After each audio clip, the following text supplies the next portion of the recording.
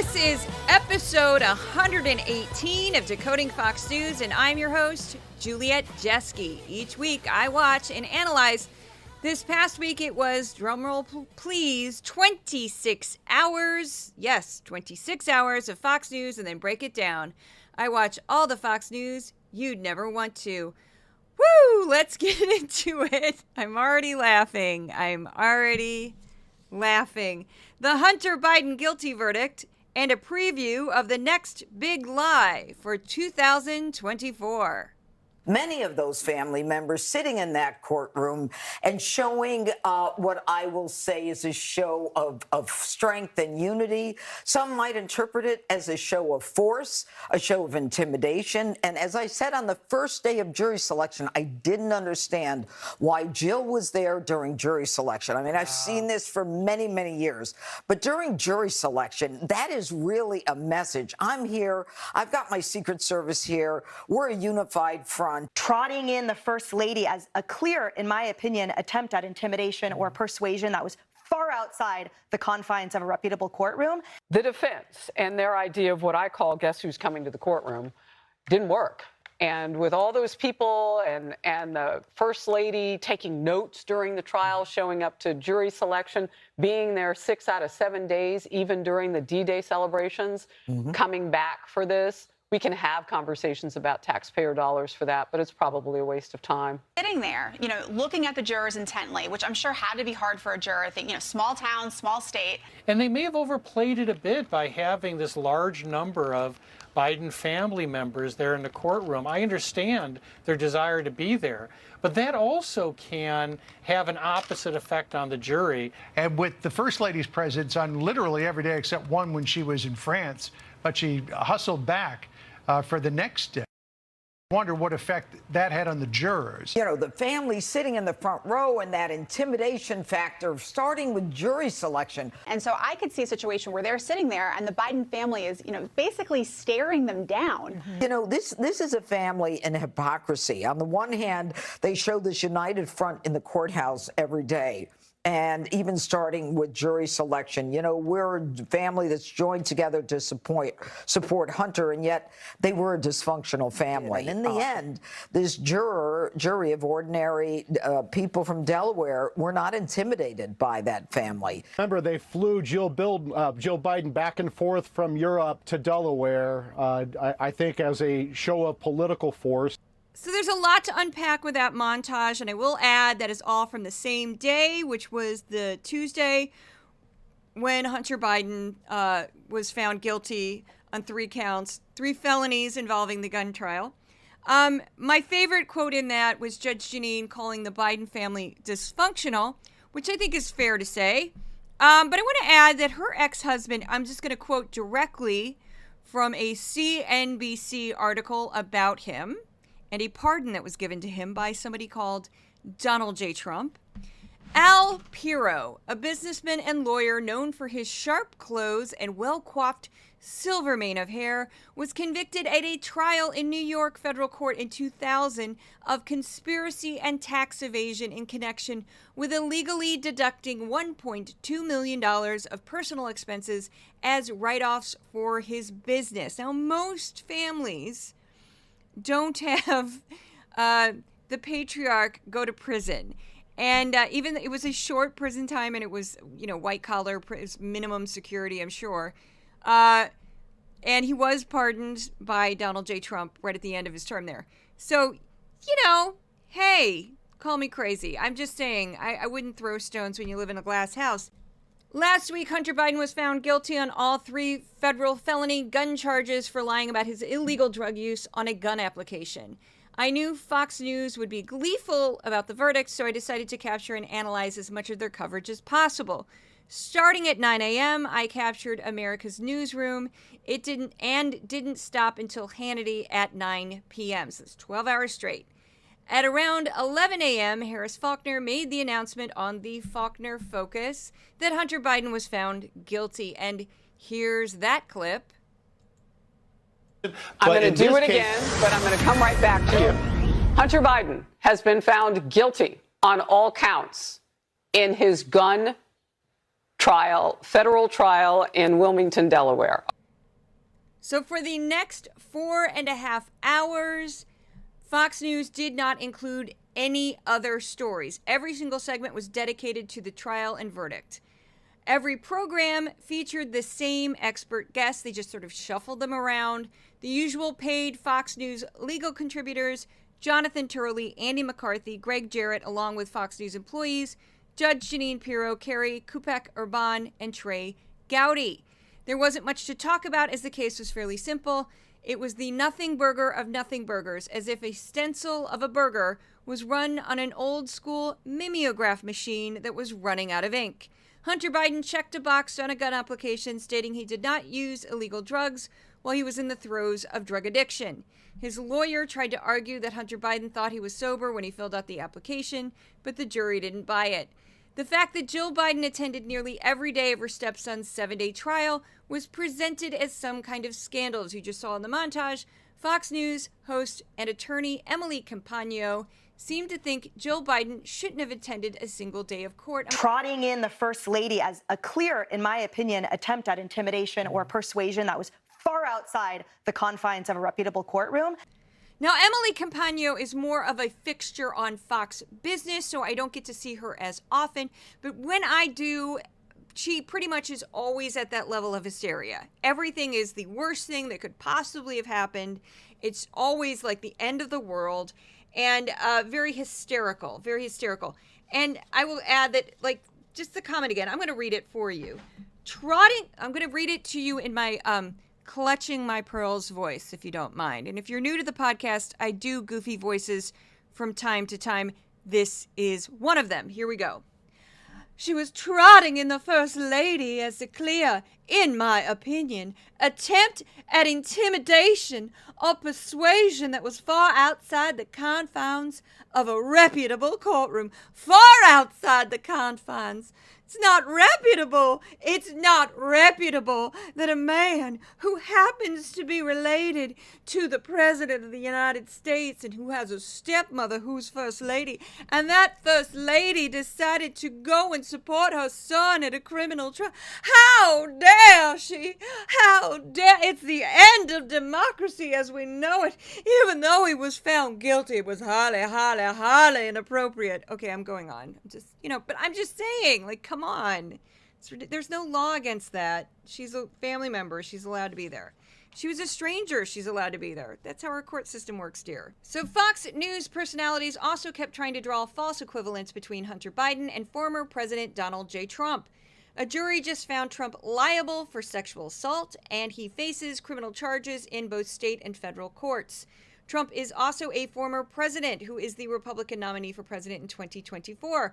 Hunter Biden is the son of the current president who's never worked with his father's administration and has no political ambitions for himself. Trump also attempted to interrupt the peaceful transfer of power when he promoted the false claim that the 2020 presidential election was stolen from him.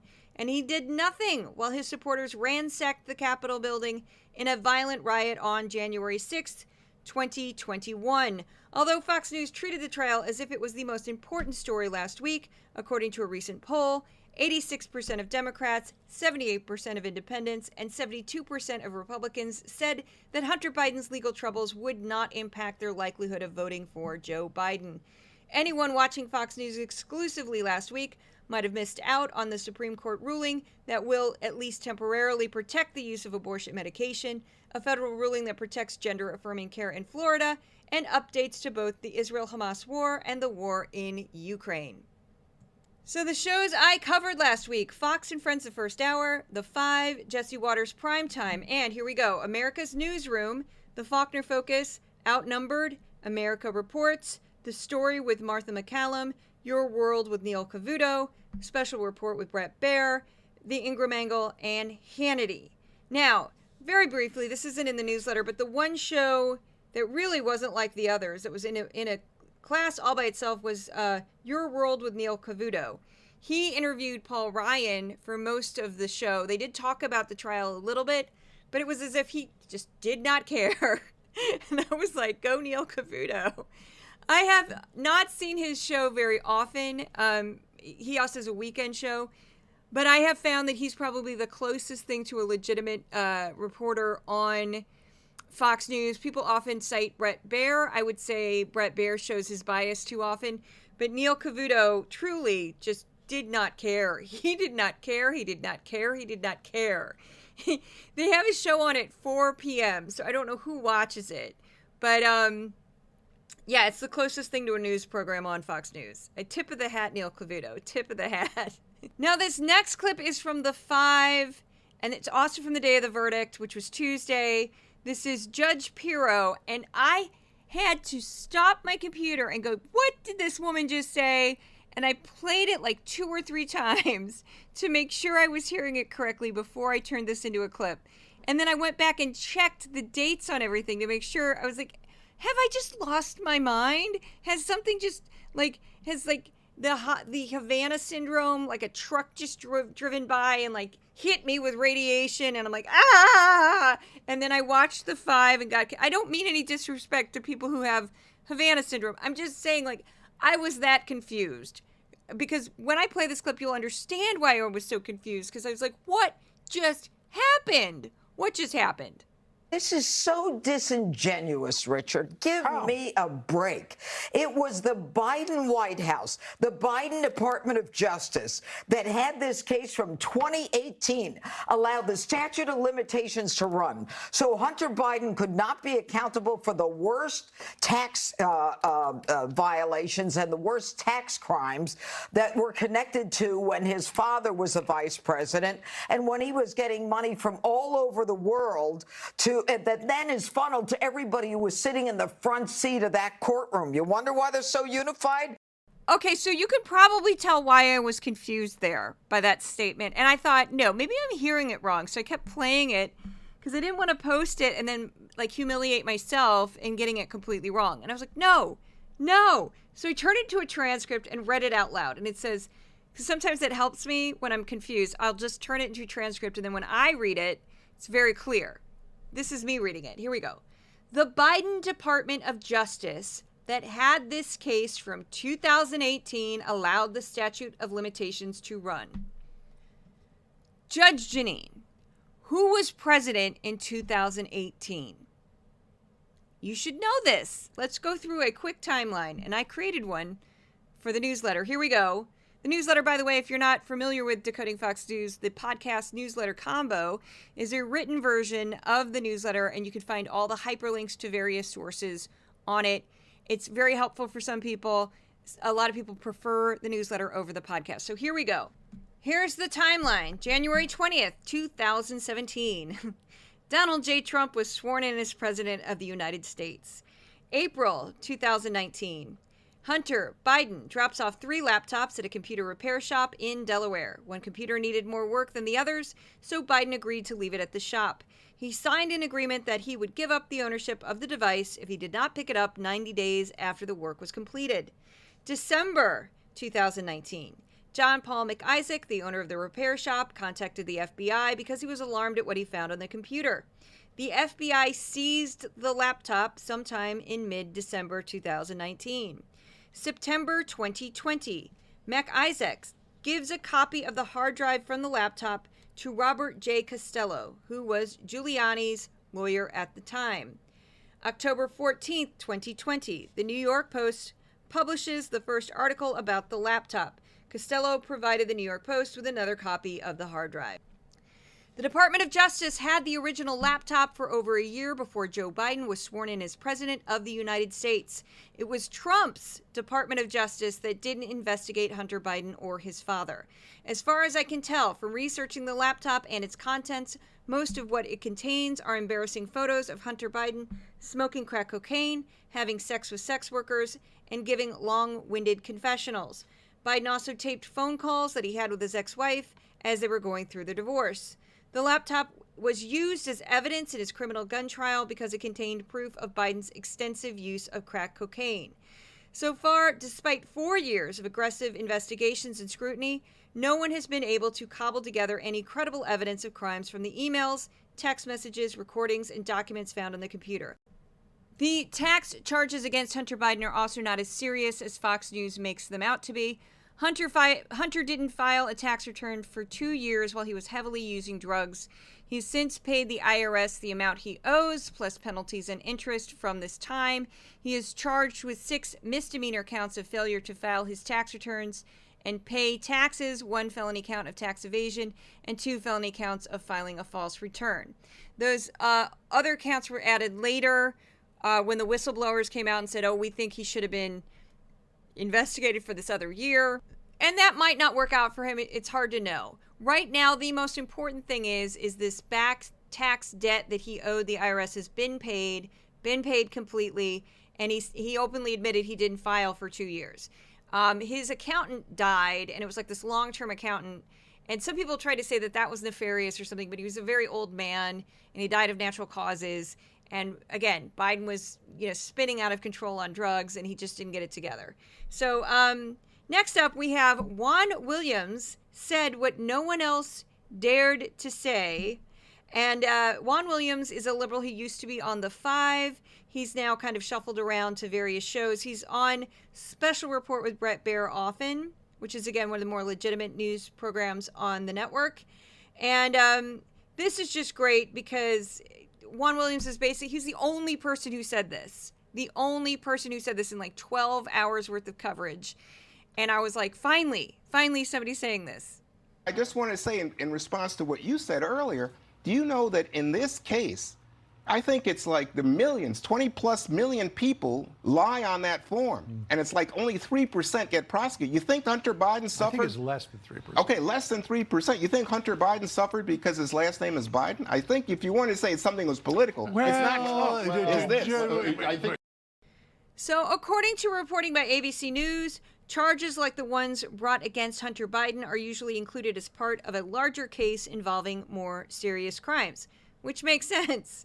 So ABC also found, and I'm quoting them directly here, that according to the U.S. Department of Justice Bureau of Justice Statistics, about 25 million applications for gun transfers or permits were filed in 2020. Only about 1.6% of them, roughly 398,000, were denied, and about half of those denials were because the applicant had a felony conviction, indictment or arrest, drug use or addiction, accounted for about 8.6% of the denials, according to the Bureau. So very, very, very tiny amount of people that actually get busted for this. Nobody should be lying on a gun form, but I will say he lied on the gun form. He had the gun for all of 11 days. His girlfriend at the time found it, was worried he'd hurt himself or someone else, and she threw it in a dumpster. That's it. Nobody got hurt. As far as gun charges are concerned, this is a fairly minor one. So before we move on to the next topic, I should give a shout out to my sponsor. Who might that sponsor be, you might ask?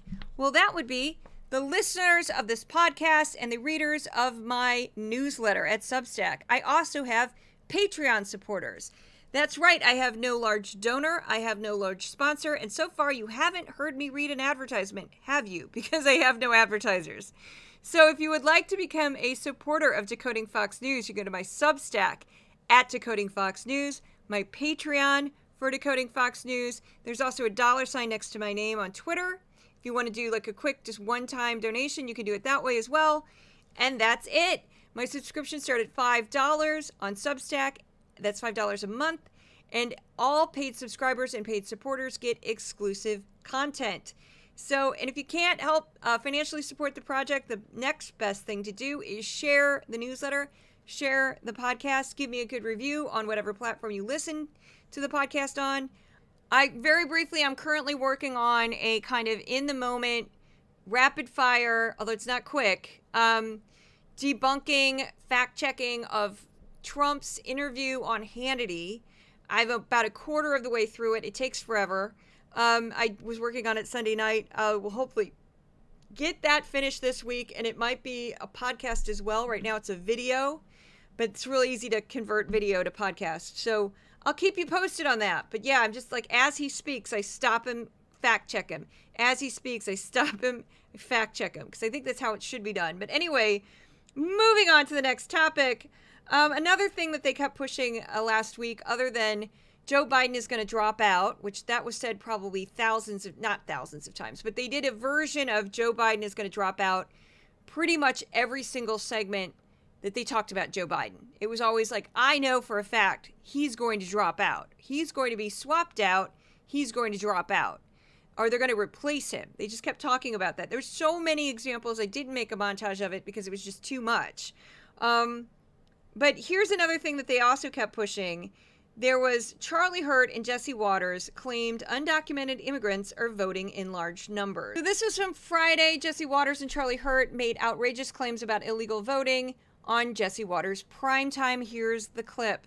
The idea that you actually have the federal government signing up these illegals for free welfare, free health care, free housing, free travel, and then pressuring them to sign up to vote, to register to vote illegally, you can't tell me that is that is an argument against trying to stop this. The whole thing is designed to get these voters to vote illegally, and Democrats know exactly what they're doing, and that's why they're doing it. So Hurt provided no proof that the federal government was pressuring undocumented immigrants to illegally register to vote. Hurt didn't cite a study or an investigation to back up his claims. He had no proof, no evidence whatsoever. Then Jesse Waters made another baseless claim that didn't make a ton of sense. And I will break this down in detail. They know what they're doing. And Johnson made a good point when he said, what happens if all the Chinese nationals come here and they're all getting electricity bills, pay stubs, and they register, and they all vote for Joe Biden to save China from the Trump tariffs? And there you go. That's the election interference right there. Yep, and every single one of those votes deprives another citizen of their right to vote because it cancels out that vote. These people prefer illegals over U.S. citizens. Right. Biden's open borders are disenfranchising real American voters. Exactly. So earlier in the segment, Waters pointed to a largely unknown loophole in New York State voter registrations that allowed people without a state-issued ID or social security number to register to vote. This is the exact wording from the New York State voter registration form. If you do not have a DMV or social security number, you may use a valid photo ID, a current utility bill, bank statement, paycheck, government check, or some other government document that shows your name and address. You may include a copy of one of those types of ID with this form. Then the form states that the state of New York will attempt to verify the person's identity. So and then it said if you don't, they couldn't find your identity, they might ask you to bring ID to the polls. So on the same voter registration form, it states, to register, you must be a U.S. citizen, be 18 years old, not be in prison for a felony conviction, not claim the right to vote elsewhere, not found to be incompetent by a court. Most undocumented immigrants are not going to hand a state agency proof of their address while committing a crime. Waters also offered no evidence to back up his wild assertion that Chinese nationals were emigrating to the United States in order to illegally vote for president to rig the election against Donald J. Trump. The stupidity in his statement is profound. For starters, although the number of Chinese nationals illegally crossing the southern border has spiked in the last 2 years, it's still a tiny group in terms of Americans of legal voting age. In 2022, roughly 161 million Americans were registered voters. About 2/3 of the eligible voting population turned out to vote in the 2020 presidential election. The top two presidential candidates, Biden and Trump, received a combined 155.5 million votes. Last year, U.S. Customs and Border Protection reported 37,000 Chinese citizens were apprehended crossing illegally from Mexico into the United States. Now, those are the ones that they caught. There probably is more for this, but regardless, for this relatively small group of people to affect the results of the presidential election, they would all have to move to the same swing state, and every single one of them would need to vote. Even then, it would be difficult, if not impossible, to predict which state would be close enough to throw the election. And you'd have to probably throw more than one state. So in the last election, the following states had the narrowest of margins. And again, you can't just win one of these states. You'd have to win more than one of these states. Here we go. Georgia, it was 0.2%, or 12,670 votes. Arizona, 0.3%, 10,457 more votes. Wisconsin, 0.6%, 20,682. Pennsylvania, 1.2%, 81,660. Nevada, 2.4%, 33,596. Michigan, 2.8%, 20,682. So I didn't stop there. I also checked the requirements to vote in each swing state. Although the application requirements varied slightly from state to state, every application included a statement that only U.S. citizens can vote. Pennsylvania even included the exact criminal penalties a person might face if they illegally voted. Undocumented immigrants can also face deportation or prison time if they are caught voting in a federal election. In the case of states that allowed residents to apply for voter registration without a Social Security card or state ID, the application stated that the person's identity would need to be verified before they could vote. The Brennan Center conducted a study of non-citizen voting in the 2016 election and found across 42 jurisdictions, election officials who oversaw the tabulation of 23.5 million votes referred to an only estimated 30 incidents of suspected non-citizen voting for further investigation or prosecution. In other words, improper non-citizen votes accounted for, I'm just going to read it because I don't know how to read this percentage, 0.0001% of the 2016 votes in those jurisdictions. In most cases, from what I read, when a non-citizen votes, it's a mistake. They just didn't know they weren't supposed to vote. It was somebody who, in some cases, what tends to happen is that they get a state ID or a driver's license, the person will make a mistake at the DMV and automatically sign that person up to vote.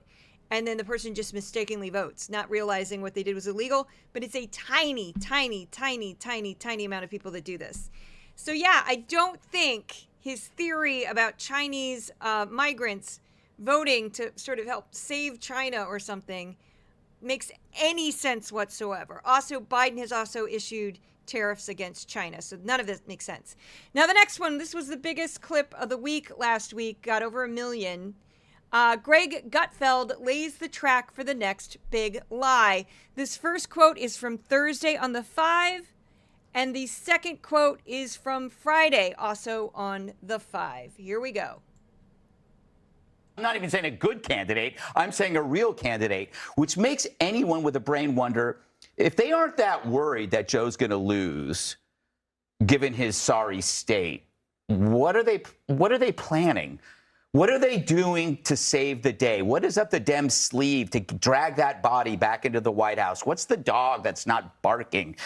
And then let's say by some weird, miraculous chance that we didn't see coming, given that Trump is ahead, has a 66% chance of winning, looks like he's going to get the electoral count, and Joe still wins. Well, then what do you do after you win? How do you convince anyone that's real? Mm-hmm. Have they even thought of that? Like, even the Dems behind the scenes better hope he doesn't win because no one's going to believe it. So again, that was from Thursday. This is the next day, also on the 5. While the Dems kind of like created a moat around Biden to keep away actual challengers. And now they're stuck with this guy. And I'm going to repeat what I said yesterday. You got to reconsider your choice, because if you somehow pull this out with some kind of shenanigans, I hate to use that word so lightly, but shenanigans, you're going to deal with a public who doesn't buy the election.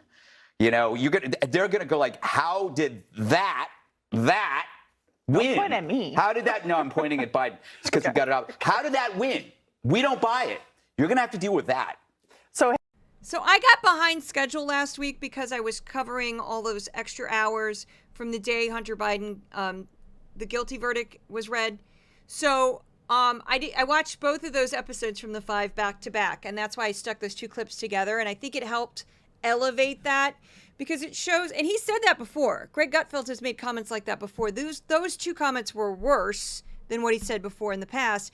But he's basically laying track for the fact that if Trump doesn't win in November 2024, that Trump's just going to declare victory anyway, and the chaos will never stop. And people will riot all over the country, perhaps, or protest all over the country and scream and yell and freak out and maybe try to, damage our Capitol again. Who knows? Because they'll be angry because nobody will possibly believe that Trump won. What's crazy about that, too, is that Greg Gutfeld lives in New York City, where Trump is insanely unpopular. Like, people curse his name here. There are Republican patches of Brooklyn and some of the outer boroughs. There are Republicans, of course, who live in Manhattan as well. But it just overwhelmingly despised man. So to us, it seems like, what are you, crazy? You think it's so hard to believe that Biden would win a re-election? We don't think it's so hard to believe. But yeah, very, very, very dangerous talk there. And I want to add that Greg Gutfeld's employer, Fox News, paid out $787.5 million to Dominion Voting Systems in the largest defamation settlement in history for its role in promoting the idea that the 2020 presidential election was stolen from Trump. Last week, the website 538, because Gutfeld mentioned that Trump has a 66% chance of winning. We're months out from the election, so that's kind of meaningless. But last week, the website 538, which is focused on opinion poll analysis, gave Biden a 53% chance of winning.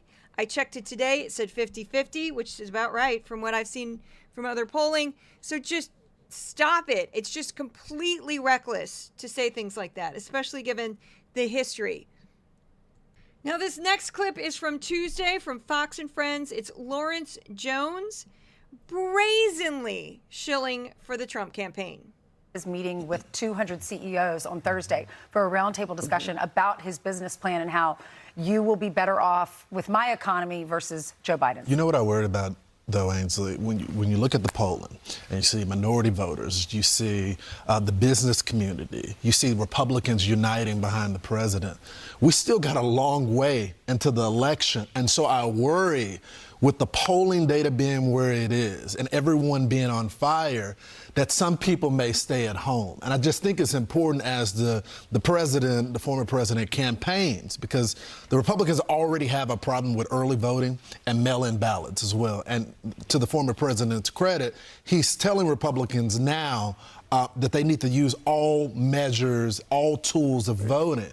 But you don't want your side to get too excited and to say, well, it looks like it's in the bag. I'm going to stay at home. Well, the so national I worry polls are about dead that. heat.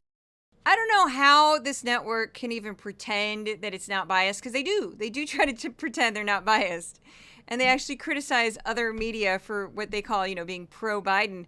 And I'm like, you guys are literally, that sounds like a get out the vote campaign. That's literally what he sounds like he's doing right there, which is abbreviated as GoTV. If you've ever worked on a campaign and you see GoTV on it, that's get out the vote. So that's basically what he's doing there, saying, we got to make sure people don't just stay at home because they're complacent. It's just outrageous. So yeah, just terrible. We have time for the bonus round. There's one bonus clip that I'm going to add very quickly, and I'm going to do the voice now that I have some water next to me. I didn't have water earlier, but I have water now. Odin is sleeping on top of my fridge. That's where he likes to be. He's the god of war and death and an emotional mush. He's also a black cat. But here we go. So here's the impression you guys all wait for. Some people may not like it. That's okay. It's so funny. When I get feedback, it's very funny. People don't realize that it often conflicts. So you'll have somebody say, I like this. Another person says, I don't like this. So you kind of have to go with what you get the most of, I like of. And I would say Judge Jeanine is probably in the top number one thing people comment on. And positively, they like the Judge Jeanine impression. So I would have to say it is the number one thing people comment on. The number one thing. Followed by other goofy impressions. And then people say they like it when I yell at people at Fox. If you want to know the feedback right here. People also like the next section I'm about to do after this video. But anyway, before I get to that, very quickly, we'll do a Judge Jeanine. Here we go. I'm Judge Jeanine, and I'm here to tell you about the bonus round. What's the bonus round? It's an extra video.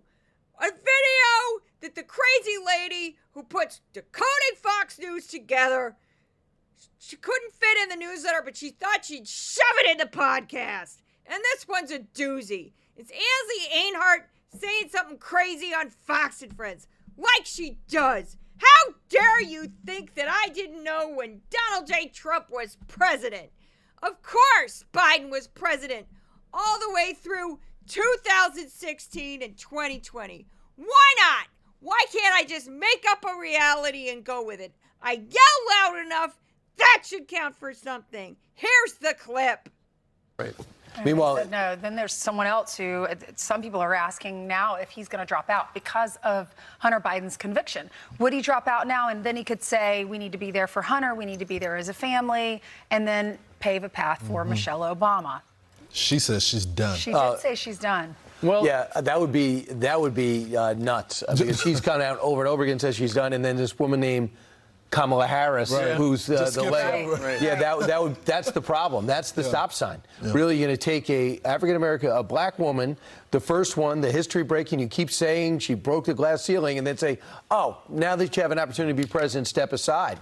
Even though that's why you got to give her something better than that. They wouldn't care. They would still do it if Michelle Obama said she would run. She said she's not interested in it. She said it in her book. She also said it to NBC. Yeah. But they don't care. They want to win. Yeah. Well, to your point, Ainsley, this would be the perfect time for Joe Biden to say, look, my family is in turmoil. I feel terrible about, the political people came after Hunter, and now he's a convicted felon. And so I'm going to step aside. I'm not going to run for re-election. And then that would open it up and go ahead and have At the convention. all that. Yeah, they just keep doing this, which in a way is an endorsement of Biden for president. And I'll explain. Fox has been declaring that Biden would drop out of the presidential race or Biden would not run for at least 2 years now. And now they're just ramping it up. And all last week, that was kind of like the main theme besides Hunter Biden was that Joe Biden's going to drop out, Joe Biden's going to drop out, Joe Biden's going to drop out. And they all keep coming up with this theory that it will somehow be at the DNC, the convention in Chicago. They will just be like, that's it. We can't take it anymore. We're going to do this old school. Let's vote on the nominee. Kind of unlikely that that would happen, but who knows? I don't know. But they keep predicting this, which is a way, because they keep saying that they care so much about the country. And I'm like, no, you just want Trump to win. And you're worried that Biden could beat him again, and that's why you want Biden out of the race. That's it. That's what it really is. You won't admit it, but that's what it is. Because if Biden wasn't a threat to Trump, you wouldn't be this out of your mind over this. So anyway, next section is the stories Fox News ignored. Every week I compare the hours I've watched on Fox News to 5 hours of the PBS NewsHour. The following list are stories that PBS covered that Fox News did not. Now, why do I do this? If you're new to the podcast, it's to show the many stories that Fox News leaves out. Now, what's so staggering about this is that last week, I watched Fox News 100% as if it was my job, 26 hours, including a bunch of the quote-unquote legitimate news programs that are on midday. So 12 hours straight of Fox News for one single day, along with my regular schedule, and I still could not, they left out so much. And so here's the list. So just think of that. All of that news coverage, and I still missed out on story after story after story. So here we go. First section, updates in the Israel-Hamas war. Hamas rejected the latest ceasefire and hostage release proposal. Qatar and Egypt said they would continue their mediation efforts together with the U.S. Israel has also stated they want to continue to reach an agreement. Hezbollah fired multiple barrages of rockets into northern Israel in retaliation for an Israeli strike that killed a senior commander. The IDF reported on more than 200 projectiles that hit Israel, some of which started fires. No casualties were reported. Most of northern Israel has been evacuated, by the way. Updates in the Ukraine war. Ukrainian President Volodymyr Zelensky attended a 2-day conference in Berlin where he appealed for help. Germany promised new air defense systems, and Italy said it would help rebuild Ukraine's energy infrastructure. The U.S. issued new sanctions on Russia, targeting the country's financial system. Moscow responded by halting the trading of dollars and euros.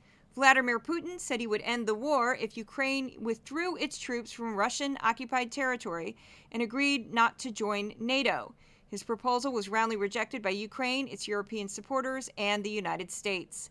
This is the regular stories. The Supreme Court said it would consider shutting down a multi-billion-dollar class action investors lawsuit against Facebook parent Meta, stemming from the privacy scandal involving the Cambridge Analytica political consulting firm. A shot that would contain a vaccine for both COVID-19 and the flu could be available soon. On June 10th, Moderna reported that its combination COVID-19 influenza shot generated stronger immune responses against SARS-CoV-2 and influenza than those elicited by separate vaccines. The vice president of Malawi, Saleh Chamia, died in a plane crash last week in the northern region of the country. President Lazarus Chakwera called for an independent probe into his death. A federal judge ruled that a Florida law that banned gender-affirming care for transgender minors and restricted care for transgender adults was unconstitutional. Johnson & Johnson reached a $700 million settlement with 42 U.S. states and Washington, D.C. over investigations into its marketing of baby powder and other talc-based products blamed for allegedly causing cancer. Scientists remain concerned as the latest strain of bird flu continues to infect mammals. The virus is spreading rapidly through dairy farms where a few farm workers have been infected but quickly recovered.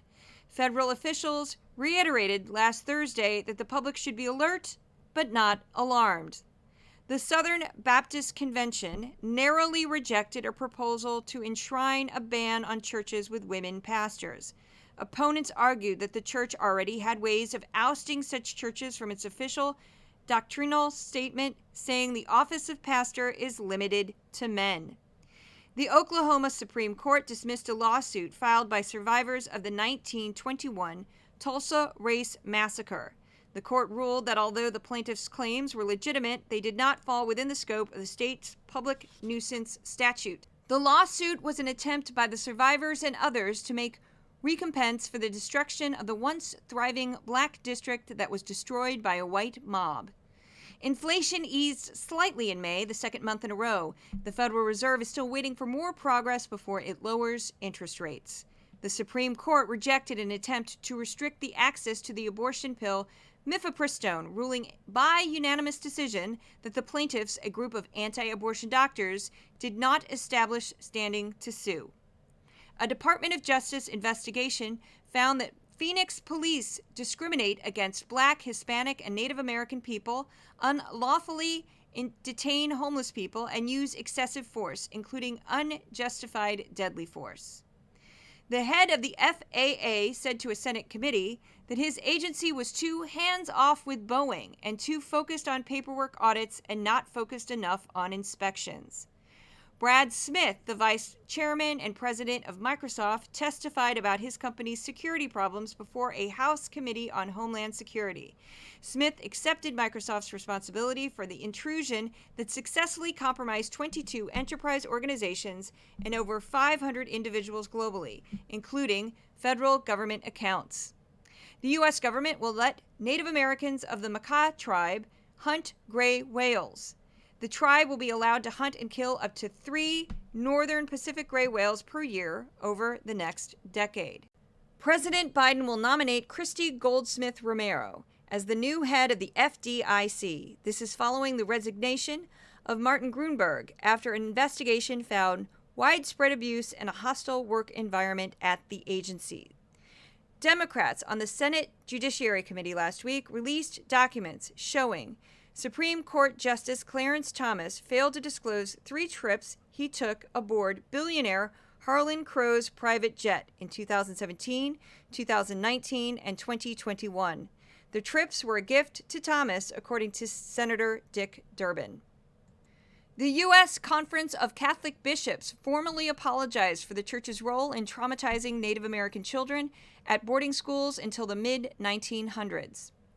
The South African president, Cyril Ramaphosa, was elected to a second term, but his party did not win a majority of seats in parliament. He secured his second term thanks to a coalition with the country's second biggest party, the Democratic Alliance, and some similar parties. The high school building in Parkland, Florida, where a gunman fatally shot 17 people in one of the worst school shootings in U.S. history, began to be torn down last Friday. Students and teachers were immediately relocated after the shooting, but the building remained as investigators used it as evidence in the criminal trial against the shooter. The U.S. cricket team advanced to the second round in the World Cup. Reverend James Lawson Jr., a civil rights activist who studied nonviolent protest under Gandhi and then worked along Martin Luther King Jr., has died at 95. Howard Feynman, a Newsweek political correspondent and television commentator, died at his home in Washington. He was 75. So yeah, that's a lot of stories, especially when I'm comparing 5 hours of programming to 26 hours of programming. It's just staggering. I don't know how do you, it's almost like they try to not cover stories. And as we get into the summer months and the climate change stories are going to be ramped up with this record-breaking heat, Fox will pretty much ignore it unless it is in the United States. If it's in the United States, they'll cover it, but anywhere outside of the United States, they won't. And that's crucial because you could see these same trends of record-breaking heat all over the world. This week, the reason why it wasn't included in the last section that I just read through, you didn't hear any climate change stories, is pretty much everything's happening in the United States. At least last week it was. So Fox went ahead and covered it. It's absolutely obnoxious. So here we go. Fox News, this is by the numbers. Every week I compare the top 5 topics on Fox News to the top 5 topics on PBS. We're going to start with Fox. We go with Hunter Biden gun trial, 37% of airtime. Biden bashing, which is just general, oh, he's old, he's, stupid, don't vote for him, 13%. Trump, 2024, where the network openly promotes him as a candidate, 12%. 7% was border crisis, and 4%, and this was kind of surprising, pro-Palestinian protesters. Now, although there were protests in other parts of the country last week, most of that 4% was a couple protests that happened in New York City. So they were just really pushing the same clips over and over and over again.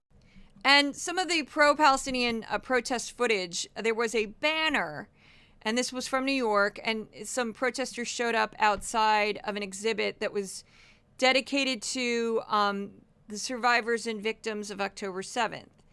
And somebody had printed a banner out that said, I don't remember the exact phrase, but it was glorifying October 7th, like it was a good thing, which again is not anti-war, and nobody could say that that's a peaceful thought to basically rejoice in the slaughter of 1,200 people. People have a right to protest, but that was a really hideous sign. And Fox News just kept showing that on the screen as often as they possibly could. And that's, I'm not a huge fan of very dramatic protests because I consume right-wing media and I see how it gets weaponized against the protesters. It's just my 2 cents. I talk about this all the time. People give me grief for it, but it's part of the reason why I'm not a huge fan of like very dramatic over-the-top protests because I'm like, do they work? I don't know. I think they can. It depends. I think a sign like that glorifying October 7th is absolutely abhorrent, and absolutely nobody should be supporting that because that's not anti-war.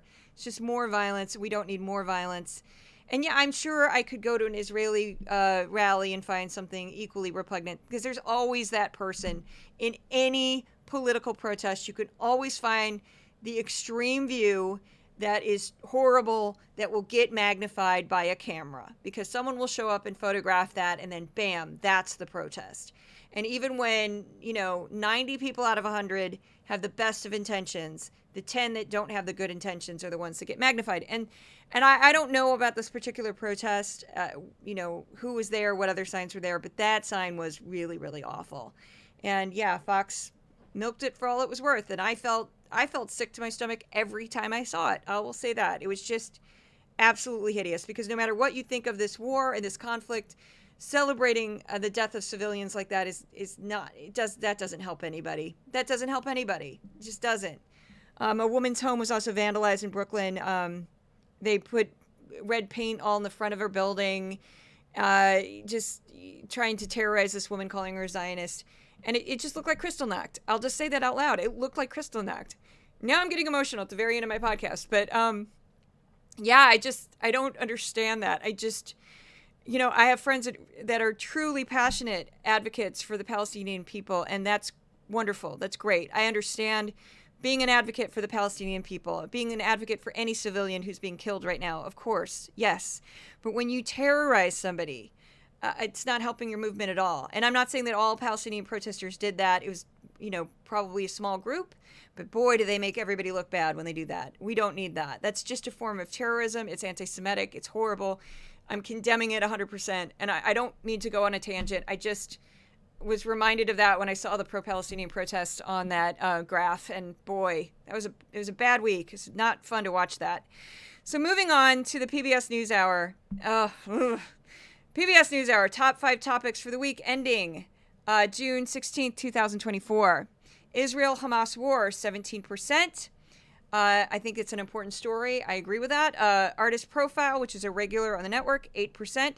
Hunter Biden gun trial was only 7%. Author profile, which was people promoting various books, 6%. And then the last one was SCOTUS ruling on bump stocks. They got rid of a ban on bump stocks. And the bump stock that's the Supreme Court, of course, basically takes a semi-automatic and makes it fire more like a machine gun. This is the worst thing we need. We don't need this right now. Fox did mention it, but only barely. So next up, words used on Fox News for the week ending June 16th, 2024. Topping the list was Biden at 1,137. That's a lot. Trump, 604. Hunter, 577. Border, 179. Crime, 125. Israel, 71. Migrant, 48. Jill Biden, 32. China, 29. Convention, as in Democratic Convention, 29. Economy, 28. AOC for Alexandria Ocasio-Cortez, 25. Inflation, 22. Abortion, 13. Drop out, 6. Replace, 6. Swap, 2. And then, just to make sure, I quadruple checked, abortion medication, which that was a huge case for the SCOTUS to rule on, 0. No mentions. So that's the podcast. Thank you so much for listening. If you'd like to check out more of Decoding Fox News, you can go to X, also known as Twitter, Threads, Instagram, TikTok, YouTube, and Facebook. On YouTube and Facebook, it's on my name, Juliette Jeske, Juliette as in Romeo and Jeske spelled Jeske. If you'd like to become a supporter of Decoding Fox News, you go to my Substack for Decoding Fox News or Patreon for Decoding Fox News. It's always appreciated. You can also find a version of this podcast on the Resolute Square YouTube channel. They helped me promote this fabulous podcast. And Odin and Thor, the mascots of this podcast, they've been very quiet today, which is good. Also send their love. I will see you at the next podcast. Thank you all for coming. Resolute Square.